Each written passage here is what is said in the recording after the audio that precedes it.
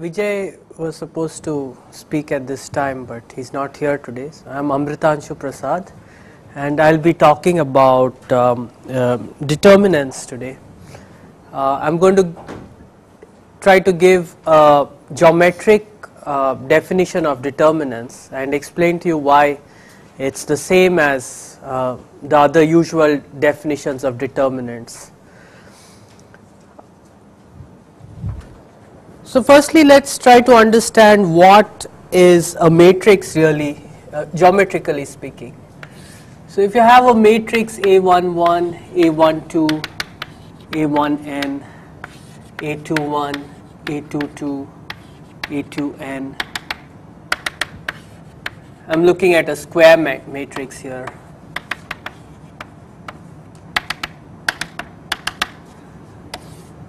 Then you can also think of it as a transformation. So for a vector x1, x2, xn, the matrix transforms it to a new vector, and that new vector is just given by matrix multiplication, right? So you just multiply these and you get A11 x1 plus A12 x2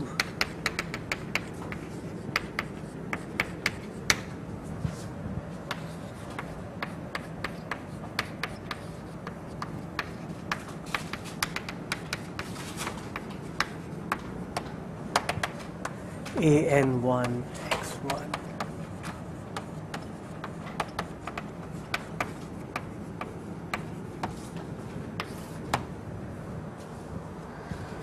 How to visualize this transformation?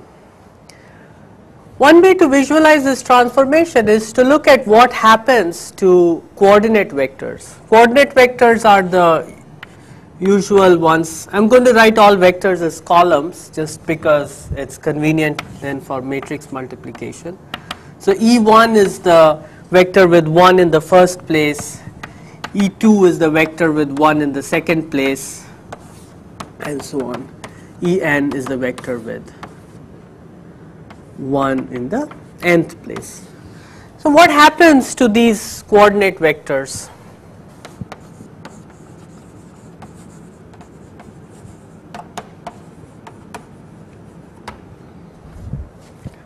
If I apply this matrix to the jth coordinate vector, what do I get? So what you do is you would put zeros here, and only in the jth place you would put a 1. This is in the jth place. Well, right, so as somebody said, it will just pick out the jth column of this matrix. So A, if I call that matrix A, then AEJ is just A1j, A2j, ANJ, jth column of A.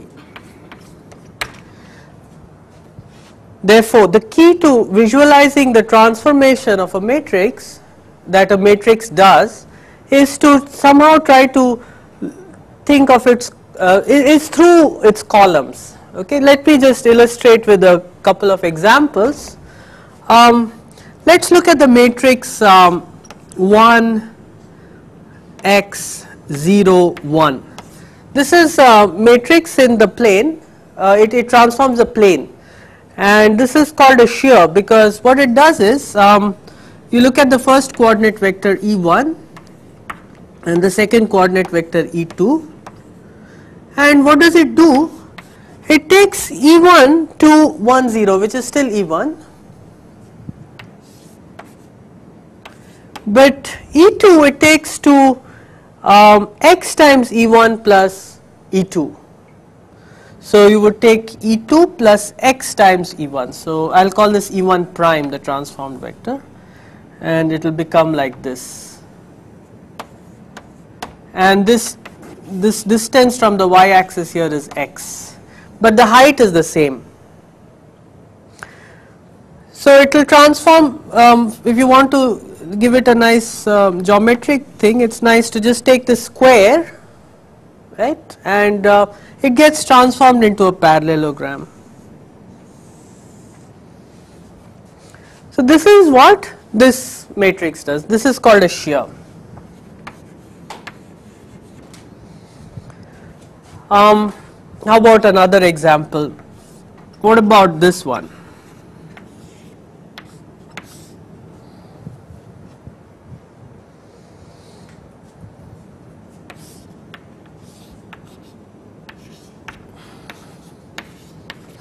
What will happen to E1? It will get stretched, it will go to 2, 0, so it will go to 2 times E1. So it will get stretched by a factor of 2.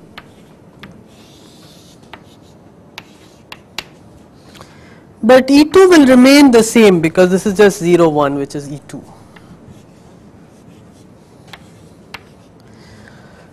So this is stretching of the square into a rectangle. This is called a dilation. Dilation just means stretching. And let's look at a third one, which is my favorite matrix.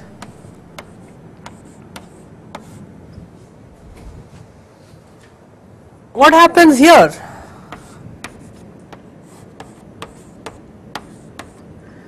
It takes E1 to 0, 1, that's E2, and it takes E2 to E1. So it looks like nothing much is really happening in terms of pictures, but the labels are changing.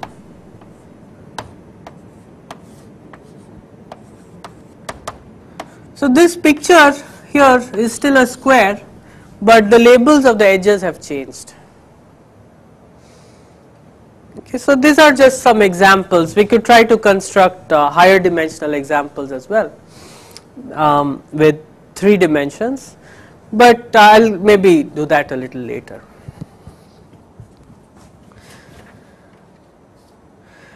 Okay, so I'll call this thing the unit cube. C equals, I wrote it in 2 dimensions, but you can certainly define it in any number of dimensions. Just take all the vectors x1, xn such that xi is between 0 and 1 for all I. So in this case it's just a square. In the 3-dimensional case it's really a what we'd call a cube. In the 4-dimensional space you may call it a hypercube or whatever, but I'll just use the general generic term C and call it a cube, okay, in any dimensions. So I've just drawn it for 2 dimensions, and here it is for 2, 3, 4 and so on. So now you can try to understand what a matrix does, how it transforms the space, by seeing how it distorts or changes this unit cube. Okay. And this is going to be so what does the matrix do? I'll write AC. So this will be the set of all A x. X is a vector where x is in the unit cube. And so that's the definition, and I'll define determinant of A as the signed volume. Signed volume. So this signed is a word that I'll have to explain.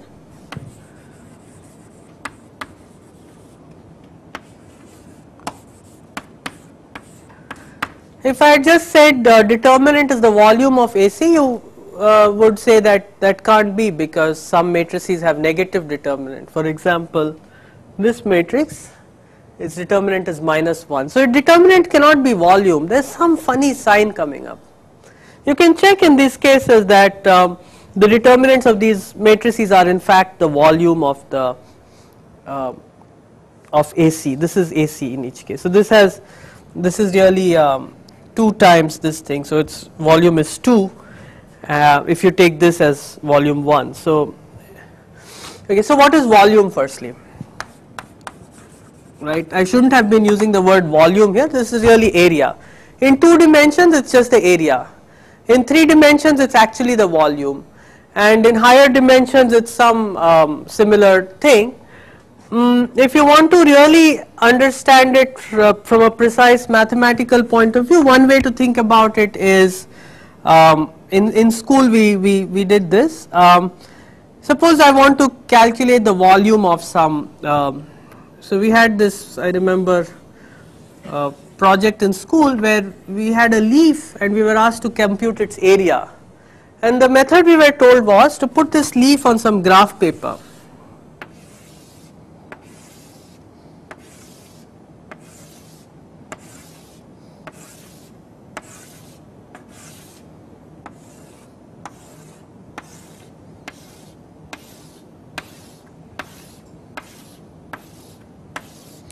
And to count the number of squares that are fully inside the leaf and the number of squares that are at least touching some part of the leaf, and the first number, the number which is fully inside the leaf, would be smaller than the number of box squares which touch at least some part of the leaf. But for each of these squares we know their area, because we know the formula for the area of a square, just the square of its side. So we can write down the volume of the leaf. So there is some notion of outer area, inner area, and we know that the area of the leaf will lie in between those two. So what you do is, to calculate volume, one possible way is to divide the well, let's say area firstly. Divide the plane into squares, let's say of side 1 over n units. So if I take very big squares, I will get a very crude approximation of the area. If I take smaller and smaller squares, I will get better approximation of the area. And then you look at K is equal to number of squares inside the leaf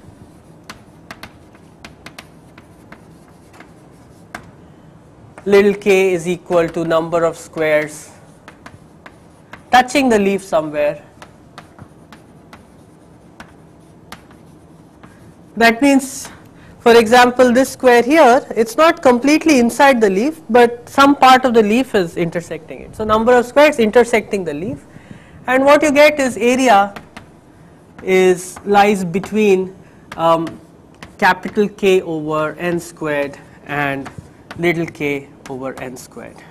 And then you take the limit as n goes to infinity. And this is also what we teach as the definition of the Riemann integral in some sense.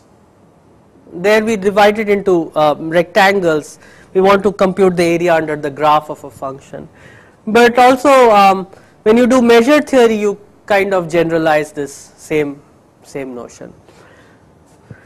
So this can be taken as a perfectly good definition of area, especially since we are not interested in computing areas of very complicated things. We are going to be looking at these kinds of cubes and their images. So these are parallelepipeds. And how do you do in higher dimensions? Well, then instead of the plane, you divide Rn, and not into squares but into cubes, hypercubes or whatever, of a side 1 over n. So if it's in a 3-dimensional space, you just divide it into cubes, and then you would look for number of cubes inside the whatever shape, and here you would look at the number of cubes touching the shape. And here what should I do? It's not n squared, but it's n to the power small n, capital N to the power small n, and then you take the limit as n tends to infinity. So certainly this volume has a very simple and concrete interpretation. So I'll just define the volume of a matrix A to be the volume of A of C. This is by first approximation of the definition of determinant. Now I need to explain what this sign is, because sometimes you get negative signs and so on. But let's just think about this volume. But before I go to sign, let me just do this calculation. So volume of this is 1.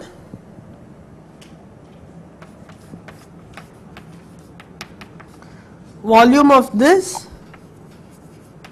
is 2. More generally, I could have put any number here, any positive number at least, and the volume would be that positive number.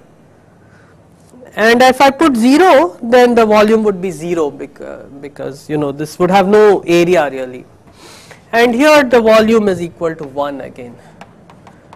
And here the volume is not the determinant, it's the negative of the determinant. So there's something more to be understood here when we come to talk about determinants. But already this volume has some nice properties that the determinant has. And this can be shown geometrically.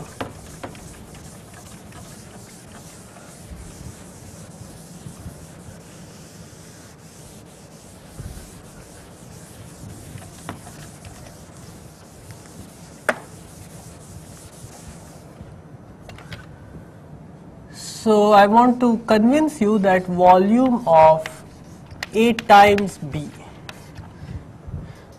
Now A times B, one of the properties of square matrices is that you can multiply them.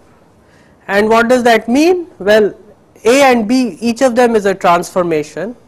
So first, if you have a vector x, then what does this transformation ABX do? Well, you can write it, because matrix multiplication is associative, you can write it as ABX. So it takes, so if you take the cube here, then it will go to something B of the cube, and then you will again transform this transformed cube once again, and you will get some new thing, AB cube. So it's A acting on, so instead of the coordinate vectors, now you will be using the transformed coordinate vectors E1 prime, E2 prime up to En prime. So that's what matrix multiplication is. It's really just applying B first and then applying A. Okay, B comes first because we are doing right multiplication by the vector. So here first you do B and then you do A. So now can you believe this, that volume of AB is volume of A times volume of B? Well, from this definition it's not completely obvious at first why this should be true, but let me try to convince you that this is the case. I'll give you a proof, in fact. So what we need to do is we need to see how this how to compute the volume of, this is really the volume of A of B of C.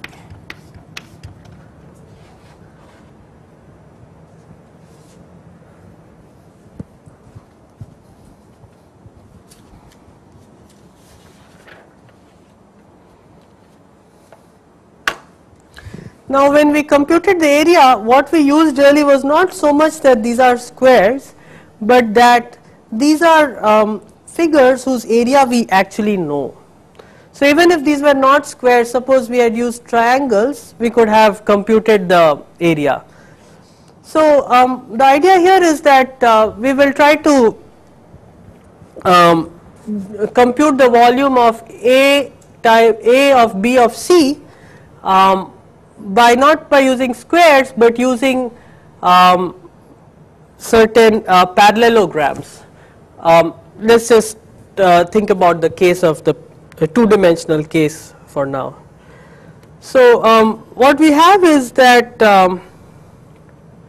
when we computed B of C, when we computed the volume of B of C,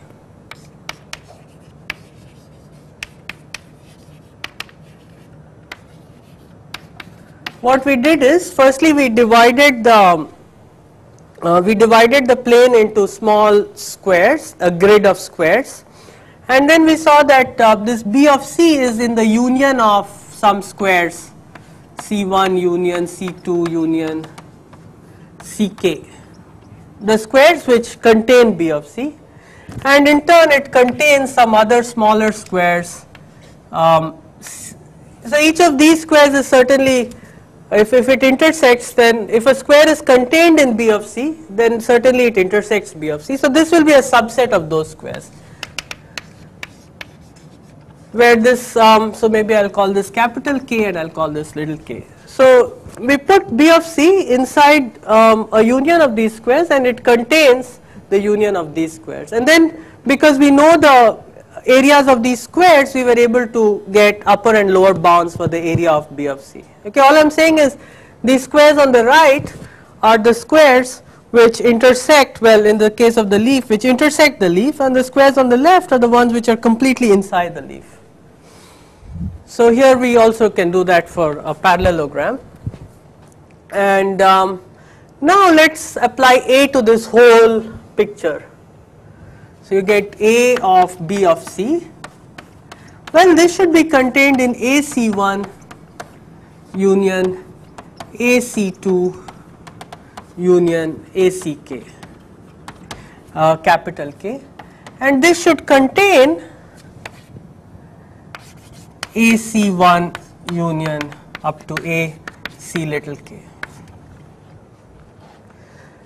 So, but do we know the area of this AC1? This AC1 is just the transformation of C1. But what is C1? C1 is just 1 over n to the small n. Well, if you think of the plane, that would be 1 over n squared piece of the unit cube, right? So this has volume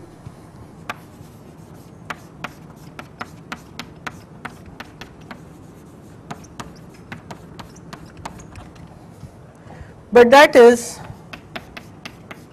by definition 1 over n to the n times volume of A.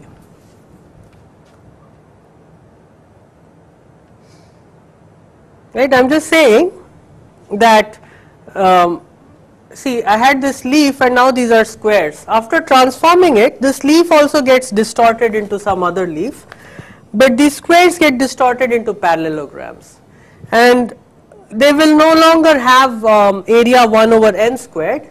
They will have some different area, but still n square of them will make up the cube A of C, because n square of these make up the cube C. So these things, AC1, AC2 and so on, they will have volume 1 over n to the power n times volume of AC, which is 1 over n to the power n volume of A. So what I get is that volume of A of B of C lies between volume of A times k over n to the n and volume of A times little k over n to the n, where this big K and little k are the same as the ones I got while trying to compute volume of B. So when you take the limit to infinity, this and this will tend towards volume of B. So taking the limit, you get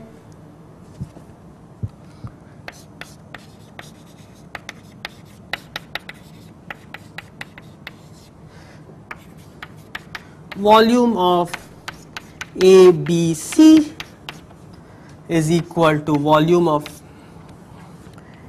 A times volume of B. So in particular, you get this volume of AB is volume of A times volume of B.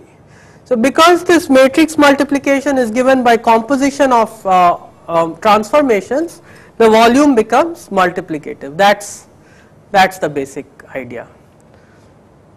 I hope that's clear, because the next point is a little more tricky to understand, and this is this question of what is this sign about. Now suppose I draw a hand on the board.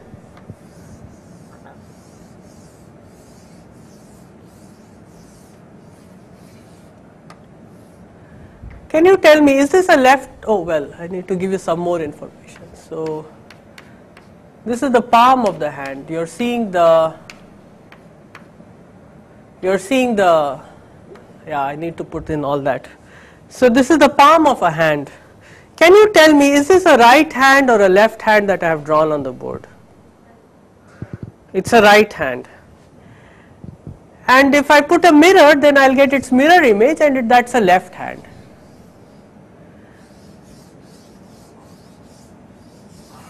Okay, but yeah.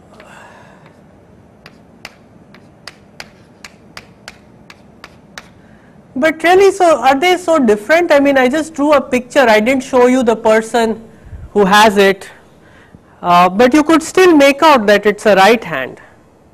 So there's some serious difference between this right hand and its mirror image, right? But look at other things. Take this bottle. Suppose it doesn't have this label which says whatever, and I look at its mirror image, then there's really no difference until you try to open the cap. When you open the cap, this one will open when you turn it anti-clockwise, whereas its mirror image will open when you turn it clockwise. So there's some objects in this universe, in fact I would say most of them, which have a certain right-handedness or left-handedness. They are not the same as their mirror images. Can you think of other examples?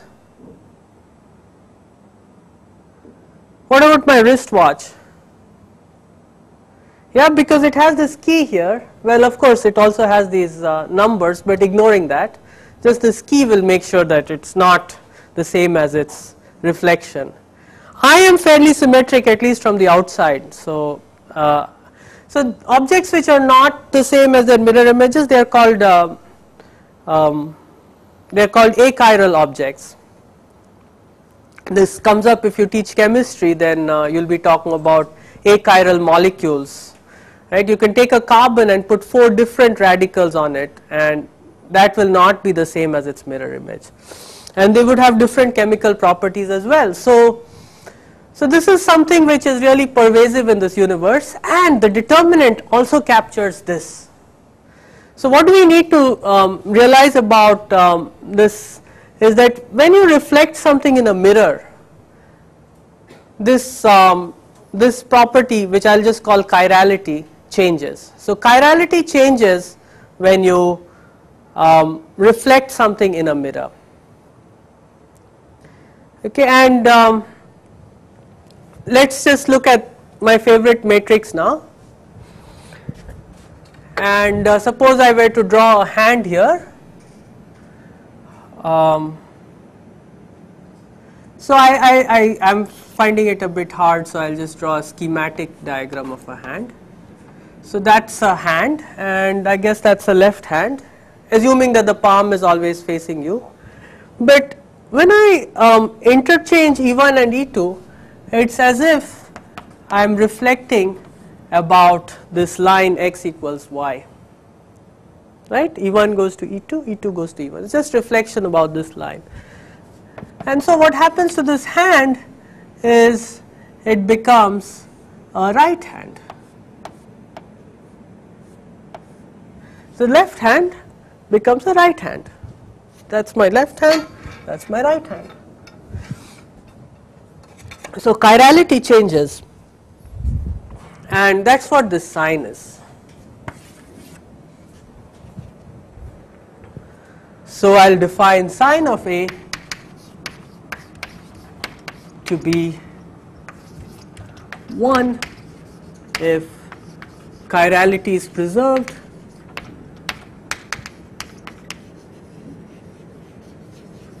-1 if chirality is reversed. Okay, but this is just a reflection. Maybe I could do some very complicated thing. I could shear, dilate, and then reflect. would chirality be preserved or would it be reversed? We all of us have the ability to recognize chirality. Let me illustrate with examples from the English alphabet. So there are 4 letters which look quite similar: B, D, P and Q in the lower case.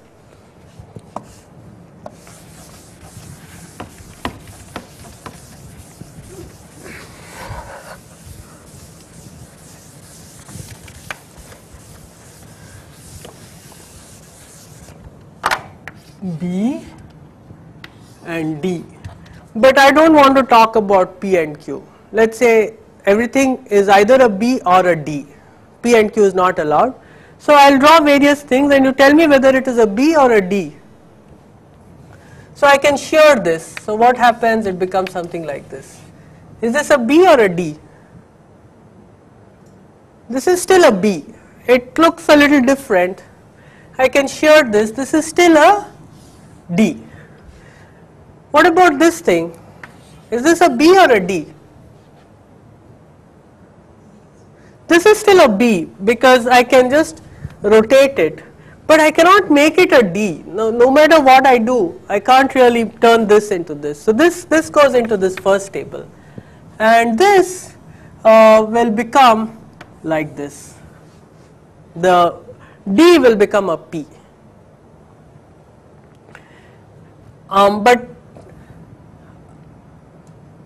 actually, if I wanted the mirror image of this, I could have also done. This is still a shear in the other direction is also still a D, and this is the mirror image of this, and the mirror image of this is a shear like this.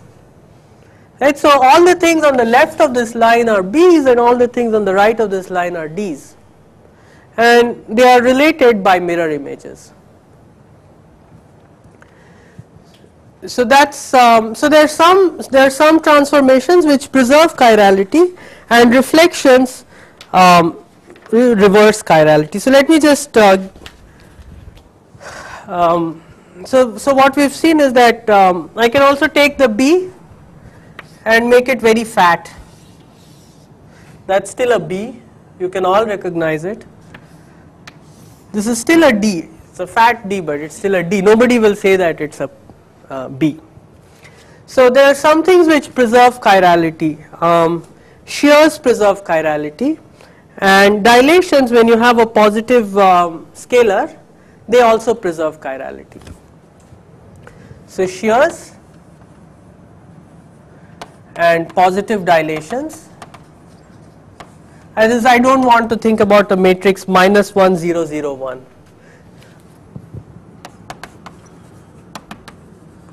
Preserve chirality, and partly the reason is that you can go from this figure to this figure. You can morph it continuously. I can start with a square and then start shearing it a little bit and shear it more and more and more till I reach here. So there's a continuous path from here to here, and the same from here. I could start with this square and I could try stretching it more and more till it goes there. Here, if I were to try to interchange these two basis vectors, well, okay, you would say maybe I could bring them closer and closer together, and then I could reverse their direction. But then there will be one point when those two vectors coincide, and at that point they will not be linearly independent, and that somehow is not, when you take both these vectors to one vector which is not linearly independent, that's not an invertible linear transformation of the plane. And so you can't continuously go from this to this without passing through at least one singular linear transformation. So there's also this idea of connectedness behind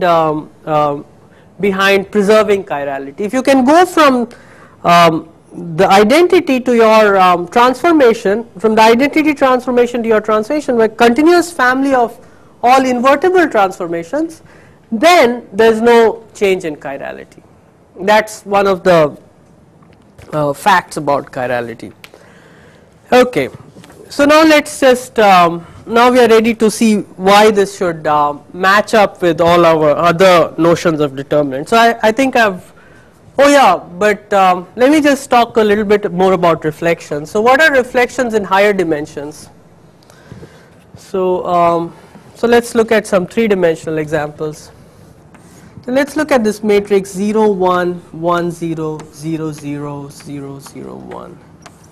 And now I need to draw figures in 3 dimensions. So I'll draw the picture. Probably need a little more space. Maybe these B's and D's can go. So here, what does this do? Let's see. So let me draw my 3-dimensional coordinate system E1, E2, E3. So this is the x direction, this is the y direction, this is the z direction. And what does this do? This takes E1 to E2, right?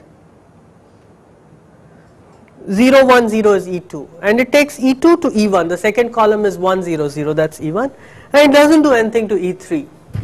So really this will go to, this will get transformed to a similar picture, but with just, this will be E1 prime, this will be E2 prime, and E3 prime will just be E3. So is this a reflection? It's a reflection. So in 3 dimensions, see in 2 dimensions reflection is just in a line, right? So these are 2-dimensional representations of hands, and the diffraction is a line. In 3 dimensions the mirror is a plane, so reflection should be in a plane. So what is the plane in which this is a reflection? It's just the plane x equals y. X equals y is a plane in 3 dimensions, all the points x, y, z where x is equal to y. So this is a reflection in the plane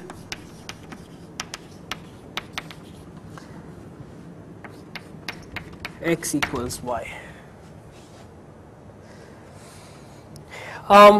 If you look at a matrix like this, now this time I'll leave E1 the same, but I'll interchange E2 and E3. If you look at this matrix, then this will be reflection in y equals z. So these, I'm interchanging the second and third coordinate vectors. So all these matrices where I just take the identity matrix and interchange 2 columns, these will correspond to reflections in certain planes. You can do the same thing in higher dimensions. You know, you can take a 4 by 4 matrix and interchange 2 columns. That will be a reflection in some hyperplane, but it's hard to visualize. In any case, these will all be chirality reversing transformations. So here are some chirality reversing transformations. What about this one? Suppose I take -1, 0, 0, 1. Is this chirality preserving or chirality reversing?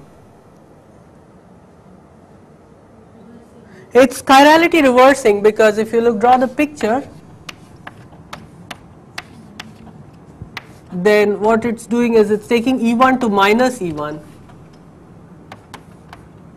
And just to make sure, let me draw a hand. Well, okay, yeah, so this hand, it's actually reflection about the y-axis. This hand, which is left hand, will become a right hand.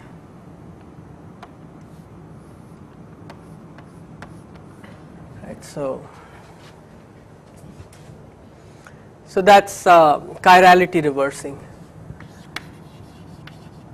So if you also, so what we saw is if you interchange 2 columns, that's a reflection, but also if you just take one of the columns and change the 1 to a -1, that will also be chirality reversing. If I had, if instead of the first of these ones I had taken the second one and made it a -1, then what that would do is that would change this to, that would change E2 to minus E2, and this hand would become like this.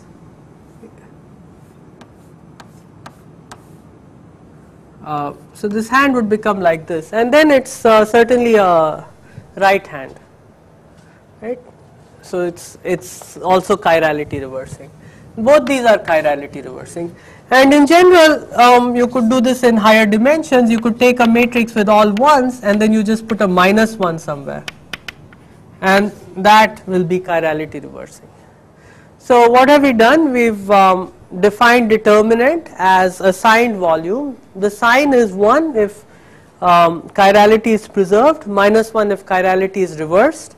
Volume, of course, we all understand quite well, and we've also listed some things which are chirality preserving, namely shears and dilations, and we have also said that all kinds of reflections are chirality reversing, and in particular there are two kinds of reflections which we will be interested in: interchanging two columns or changing one of these things to a -1.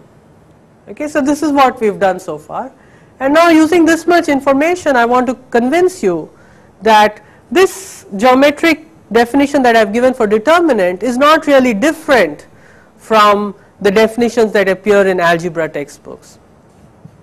So in algebra textbooks, how do you usually define determinant? Well, the most practical way to define the determinant is to tell you how to calculate it. So you can calculate the determinant using row and column operations. Certain operations preserve the determinant, certain operations change the sign, and certain operations you multiply the determinant by a scalar.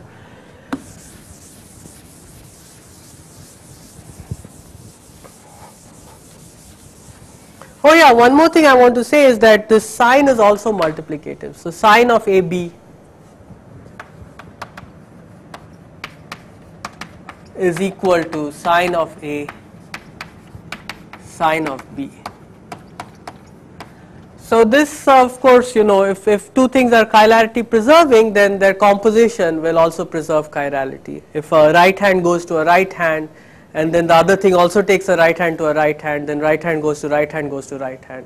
Whereas if both are chirality reversing, then their composition will be chirality preserving, whereas if one is chirality preserving and the other is chirality reversing, their composition will be chirality reversing. So this is also needed, and so in effect what we have shown is that determinant of AB is determinant of A times determinant of B, because we have also shown that volume has the same property. So volume has this property, sign has this property, and determinant is a product of volume and sign, so determinant also has this property. So this is sort of a geometric proof of the multiplicativity of determinants. And now let's just show that this notion of determinant has the right properties with respect to row and column operations, and that should be enough to show that it coincides with any other definition of determinant, because you can take any matrix and perform these elementary row and column operations and reduce it to some canonical form for which we know the determinant. And so let me just give you an example. So let's start with this matrix 2 1 1 0. So let me first try to okay. So I'll try to compute its determinant from what I know. So I can do some row operations. I can, for example, I can try to make this. I'll try to make this 2 into a 1 firstly. So 1 half 1 0. But what was the cost of doing this? Well, it was as if I had to multiply this matrix by half 0 0 1. So this matrix is equal to this matrix, the product of these two matrices. Just check. No, sorry. Yeah, 2. Right. So left multiplication by 2 0 0 1 is the same as just scaling the first row by a factor of 2. So I have made this 1. Now I'll use this 1 to eliminate this and this. So now I'll do 2 0 0 1. I am carrying this along, and now I will try to subtract the first row from the second row. So I'll have 1 half 0, and then I must subtract the first row, so I'll have minus half. And what was this operation corresponding to? This was corresponding to, I'm not doing anything to the first row, but to the second row I'm subtracting the first row. And you can check, nothing happens to the first row, it remains 1 half, but here I get oh,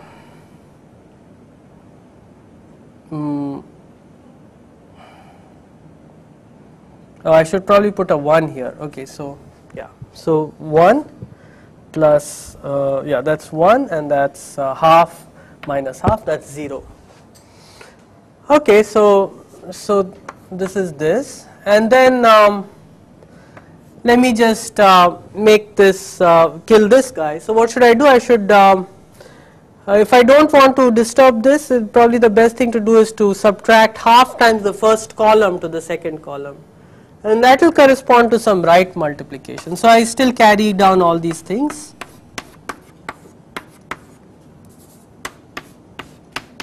One half 0 minus half, and then I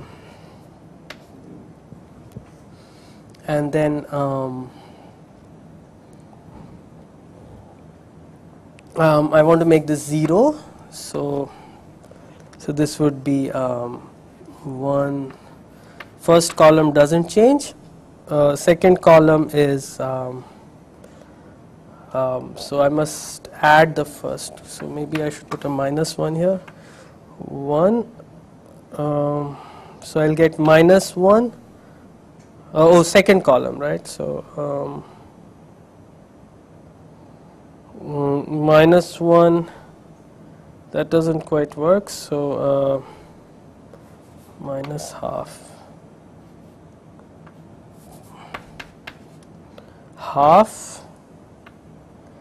and minus half. Yeah, is that correct? Okay, and then finally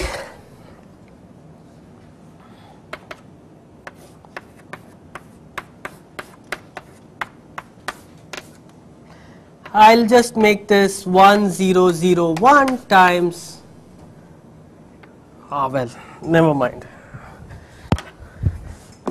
Okay, so what I found is that this this complicated matrix that I was starting off with is a product of all these matrices.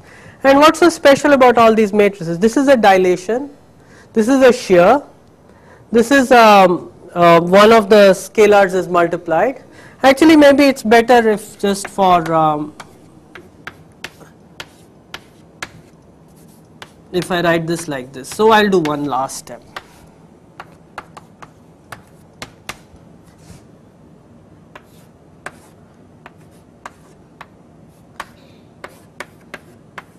Okay, so this is a dilation, this is a shear, this is a reflection, remember, this is another dilation, and this is another shear.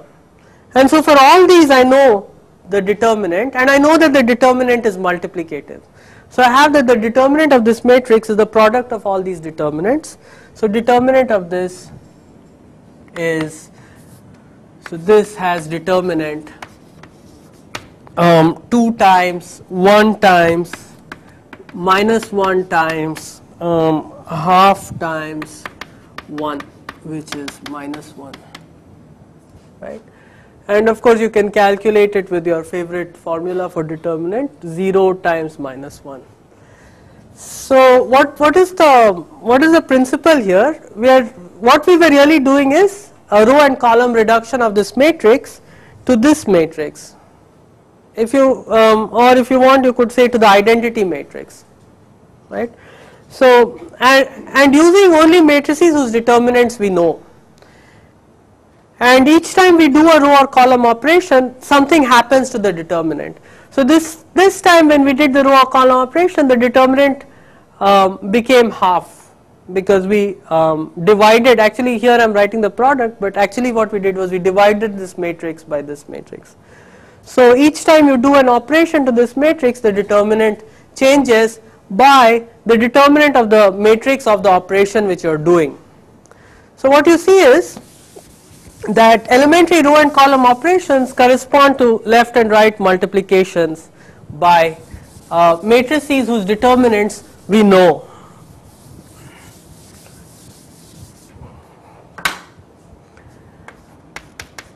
Elementary row and column operations.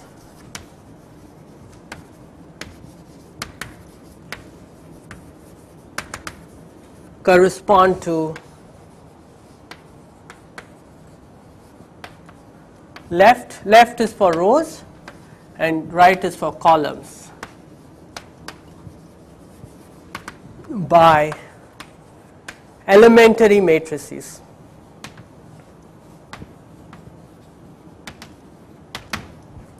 And these are shears, reflections, dilations. And by reflections we only need two kinds of reflections, the ones which interchange two columns and the ones which replace 1 by a -1. And for these we know the determinants. So using this you can show that the determinant that I defined using signed volume has the same properties that whatever determinant you define in your algebra textbook has. That is, scaling a row, maybe I'll write it schematically. So if you take Cj goes to A Cj, then determinant goes to A times determinant, right? If you do Ri goes to A Ri, then determinant goes to A times determinant. See, if A is positive, then this is just the property of the volume, but if A is negative, you can think of this in two steps. First you scale it by the absolute value of the A, and then you scale it by -1. Scaling by -1 is a reflection, so then you'll again get minus absolute value, which is A. So in the negative case you can do it in two ways. And then if you interchange Ci or Cj, or if you interchange Ri or Rj for two distinct rows or columns, then determinant changes sign. And then if you take a column and add to it some scalar times another column, then determinant remains determinant. And the same with rows.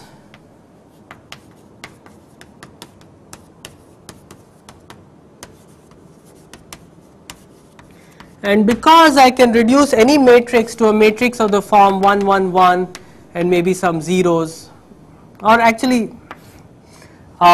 by these operations, and for this I'll know that the determinant is 1 if all these things are 1, and 0 if there's even 1 0, because it's then making some of the coordinate vectors go to 0, so you can't actually get non-zero volume.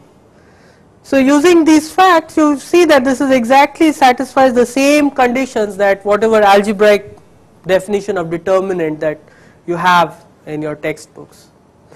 So this geometric way of thinking about determinants, actually I hope I've convinced you, gives you exactly the same definition that you would have in standard algebra textbooks. Okay, and the Russian mathematician Arnold says that this is the only correct way to define determinant in terms of teaching, that when we teach we like to think in a certain way, and I don't know, this is probably debatable, but most of us think fairly geometrically to start with, and this algebra comes as a part of training. And also a lot of mathematics is comes from trying to model problems in physics where we need to really think geometrically. So in that sense a proof that is a definition that is geometric has much more relationship to the physical world around us, and also perhaps gives us a better intuition about the object that we are studying. You see, this proving the multiplicativity of determinant was quite natural using this volume thing. right? If you compose two things, the volume should get multiplied. In the algebraic proof, it seems maybe a bit like a miracle that the determinant is multiplicative. So it's good to also have this kind of geometric picture in mind, and maybe at least in the back of your mind when you're thinking about determinants. I hope you found this somewhat helpful. That's all I have to say, but if you have questions, please. Well, okay, I guess if there are no questions, we can just stop now. Thanks.